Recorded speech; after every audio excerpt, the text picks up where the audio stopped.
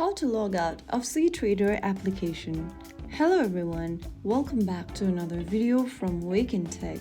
If you are on cTrader and want to log out of your application, it is super simple.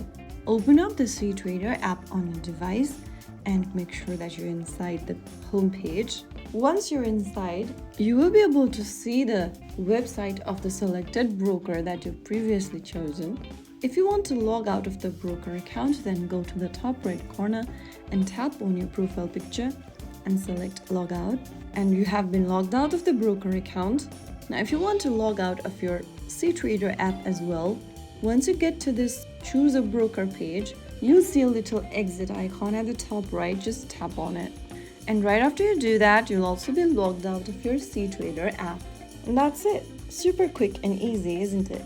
If you found the video helpful, don't forget to like, share and subscribe to our channel. I will see you again in the next video. Thank you for watching.